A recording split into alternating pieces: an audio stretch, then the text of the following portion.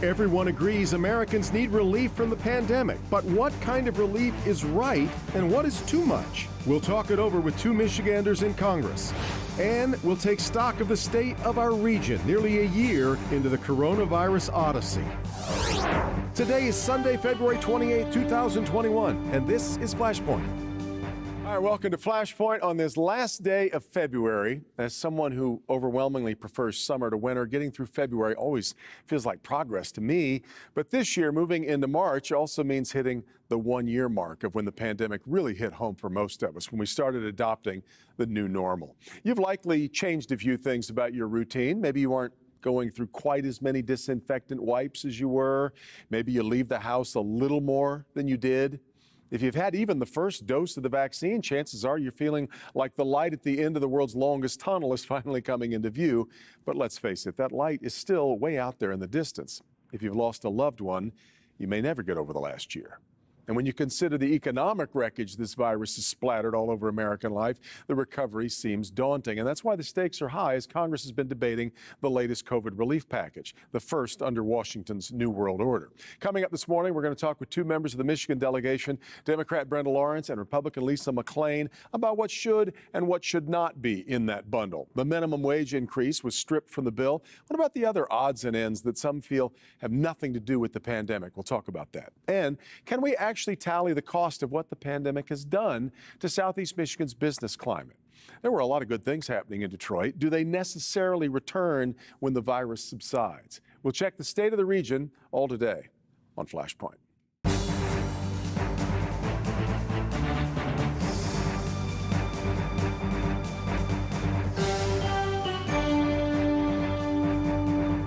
All right, let's start this morning with the pandemic relief package, joined today by one yes vote from the Michigan congressional delegation and one no vote from the Michigan congressional delegation. The yes vote belongs to Democratic Congresswoman Brenda Lawrence. The no vote belongs to Republican Congresswoman Lisa McClain. Great to have you both back with me on Flashpoint. Congresswoman Lawrence, let me start with you because you have heard by now all of the complaints about this bill being a Christmas tree with way too many presents underneath it that don't have enough to do with the pandemic. Why are those criticisms wrong? Why are you a yes? I'm a yes because the people in this country, they need this. We are in a pandemic and we have been hit from every side and corner that you can think of. We're talking about food insecurity, which is a reality. We're talking about increasing funding for vaccines, which we know is one of the ways to get us out of this pandemic. We're talking about education, tax credits for the child tax credit, which any parent right now is really struggling, the obligations to being a parent. And we passed a $2 trillion bill for rich people in America, a tax credit that they didn't need. This vote is for the people who need it. And when we talk about communities and giving money to local governments, I use the example of Detroit that I represent. A large percentage of their tax revenue comes from gaming. Guess what? The casinos had to close down. Yeah. It was not because of their incompetence or anything they did wrong. And so I can go example after example, the increased use of health departments, which are funded by counties and local municipalities. The numbers there have increased. The increased overtime from our first responders, fire departments, and police departments, they did not budget for that. And unlike the government who can just print more money, local governments must balance their budget. Yeah. Let me let Congresswoman McClain in on this. Before I ask you about the specifics of this, was this an easy no vote for you, or was this a tough one to turn aside? This was an extremely easy no vote for me. And as much as I agree with Brenda on we need to get the money back into our districts to help the people that actually are suffering from COVID, but I would offer a couple things. Number one, there's already $1 trillion, T with a T, trillion with a T, of COVID relief money that has not been spent yet. Now we want to borrow more money on the backs of our children and grandchildren when we haven't even spent the first $1 trillion. Number two, we have to stop calling it a COVID relief bill, because in my mind, if we're going to pass a COVID relief bill, I would think it would make sense to have more than 10% of those dollars go to actually COVID relief.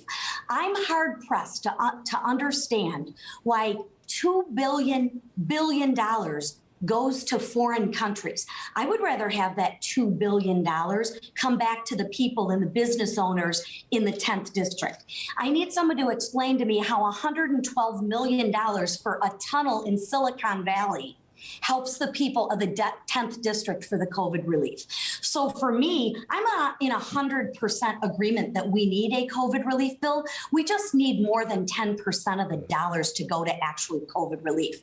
That's why this is a Pelosi payoff bill, not a COVID relief bill. Congresswoman Lawrence, you see this all the time in spending bills. They get loaded down with lots of extras. What do you say about the argument that this was no time for that? I agree. I resist and deplore these what we call poison pills. But when I'm looking at this bill and I'm looking at the number of evictions in my district, I look at the people and the phone calls and the letters that are telling me we need help. The unemployment in our country has not started to improve and people are hurting. And I know for a fact that this bill and what the intent of it is so important. And, you know, we can have this debate about the tax credits and cuts that we gave to the rich, the $2 trillion. I can tell you all the things that are bad about that. Did some business benefit from it? But they didn't even ask for it or need it. It was just a gift.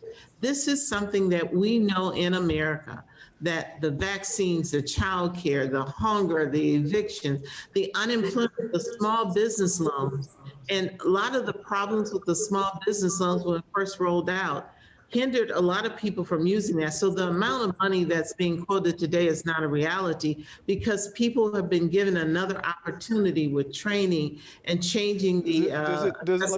Let me interrupt for just a sec. Does it make any sense, though, to have things in there like a tunnel, like backfilling union pensions that were overspent and mismanaged long before the pandemic hit? I would debate you on pension funds being mismanaged or overspent. But the reality is, if your father or your mother was working for a automotive company or a steel mill, and it's time for them to retire, they did not mismanage that money. We need to have laws to hold people accountable if they do. But when it comes to pensions and it comes to protecting them and allowing some quality of life while we go after the bad players, I say absolutely. But we have to be sensitive to our pensions. And in Michigan, a strong union state, I think we have a higher level of accountability to protecting the pensions that a lot of people in non-union places don't get. Congresswoman McClain, we've heard complaints from the other side saying, oh, now all of a sudden Republicans are worried about spending when for the 4 years of the Trump administration, the deficit ran out of control. It's interesting that we're kind of seeing now the old school positions. The Democrats are accused of never seeing a spending bill they don't like, and the Republicans don't ever want to spend money on anything worthwhile. You certainly understand that there's really no such thing as a perfect bill, right? 100%. And I think we have to strive for progress rather than perfection. And I would agree that we need to take care of our people in our districts. But what I'm going to press back on is, if we're going to call this a COVID relief bill, then let's put COVID relief dollars in there. If we want to bail out the blue states and bail out the pensions, let's put a bill and call it the pension bailout program. And let's debate it and let's vote on it.